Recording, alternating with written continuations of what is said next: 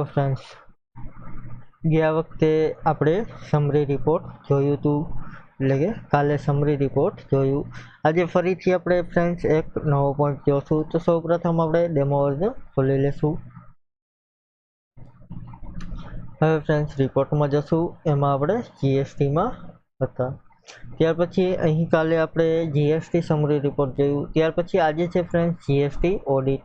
હવે friends GST audit એટલે કાયદેસર જીએસટી ઓડિટ એટલે જીએસટીઆર 9, 9C એ બધું જીએસટી ઓડિટમાં આવે. પરંતુ અહીં આનો મતલબ જીએસટી ઓડિટ એ એવો થાય કે આપણે જે બિલ છે એ બધા મેચ કરવાના.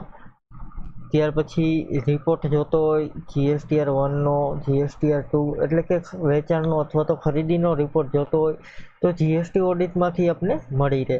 અહીં છે GSTR 1 bill to bill summary detail. એમાં જોશો તો GSTR 1 bill to bill summary detail છે. ત્યાર પછી ફૂલ ડિટેલ છે.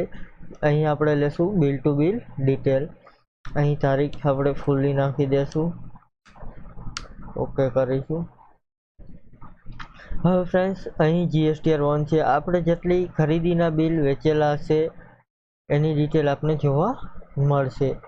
એટલે કે જે જીએસટી વાળી વિગતમાં આપણે વેચેલા છીએ, જેમાં જીએસટી નંબર આપણે એડ કરેલા હશે એની ડિટેલ આપણે જોવા મળશે. અહીં તમે જોશો તો અતિકના જીએસટી નંબર આપણે એડ કરેલા છે તો એની ડિટેલ આપણે જોવા મળશે.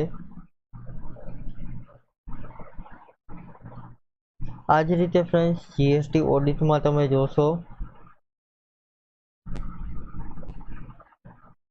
અહીં જીએસટી, એમાં જીએસટી ઓડિટ. અહીં બિલ ટુ બિલ જીએસટીઆર 2માં તમને ખરીદી તમને તમારી જોવા મળશે.